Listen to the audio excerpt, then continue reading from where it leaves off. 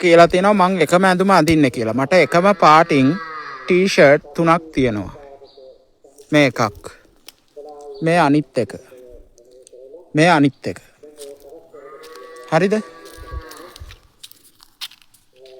එකම ඇඳුමෙන් ටී-ෂර්ට් 3ක් තියෙනවා. ඉතින් මේ තුනම මං හොදා අඳිනවා.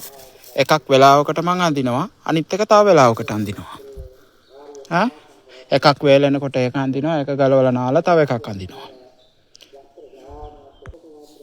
උඹලා මට කියලා තියෙනවා මං දත් මදින්නේ නැහැ කියලා. මං නිකන් නෙවෙයි දත් මදින්නේ. මං දත් මදින්නේ බ්‍රේකින් පවුඩර් වලින්. මේ පොඩ්ඩක් හිටපල්ලා. බලපල්ලා. මේ වගේ මං දත් මදින්නේ. මේවත් එක්ක ලුණු කවලම් කරලා මේකට ඊනෝත් දාලා තියෙනවා. එතකොට පෙන වගේ එනවා. දත්වල තියෙන මේ සුද හැදෙනවා. මේ තියෙන මගේ ටූත් බ්‍රෂ් එක. මේකට කිසිම බැක්ටීරියා එකක් නොවන විදිහට උඩින් මං ක්ලෝස් කරලා තියෙන්නේ. ක්ලිප් එකෙන්. මම යූස් කරන්නේ සිග්නල් ටූත් බ්‍රෂ් එකක්. එතකොට මේ ටූත් පේස්ට් එකත් දැන් ඉවර වීගෙන යන්නේ. ක්ලෝස් අප් ලෙමන් ෆ්ලේවර් එකක්. එතකොට මේක තමයි අද උදේත් මම මැන්දේ. එතකොට මම නාන්නේ හොඳ ගලකින් කුණු අතුල්ලලා. එතකොට කම්බි බ්‍රෂ් වලින් ඉඳලා මං කුණු අතුල්ලනවා. රෙදි වලින් මූණ පිහදලා තමයි මං මේ රත්මල් දාලා නාන්නේ.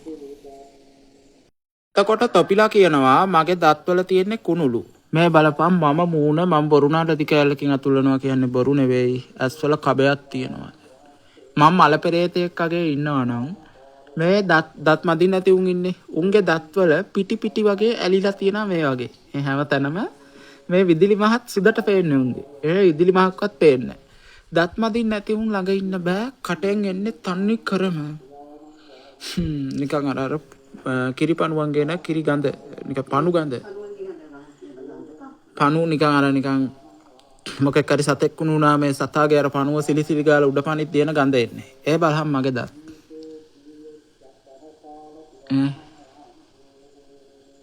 හොඳට මදිනවා. තොලනම් මේ වතු වල වෙලා තියෙන්නේ විදුලි මස් එහෙම. හොඳට මැදලා තමයි මේ දත් තියෙන්නේ. හැමදාම උදේට මදිනවා. මොකද බුලත් පිට කනවා කියන්නේ ආයෙ බය වෙන්න දෙයක් නැහැ. කට ගඳ ගහන්නේ නැහැ. අනික මගේ කටේ කිසිම තැනක පණුව කාලා නැහැ මේ. ඒ වගේම තොපි වගේ අරවා මේවා කඩචෝරු දකින දේ කන උඹලට ගෙනන් දත්වල පණුවත් කාලා ඇති එක බැක්ටීරියාස් හැදිලා ඇති. මොකද මං ඖෂධිය විට කන්නේ සාදික්ක දාලා එතකොට ඉඟුරු පියල් කෑල්ලක් දාලා මම විට කනවා. ඒ විට කනකොට මගේ දත්වල තියෙන ලෙඩ වලටත් හොඳයි. කහ කියන්නේ විස බීජ නාශකයක්. කහ ටිකකුත් විට වලට දාලා කනකොට කහාල තියෙනවනේ. ඉඟුරු ටිකක්. එතකොට දත්වල තියෙන දත්වලටත් ගුණයි. එතකොට එනසල් කරාමු නැටි එතකොට සූදුරු කොත්තමල්ලි වගේ ගොඩක් ಜಾති විට වලට දා ගන්නවා සමහර වෙලාවට.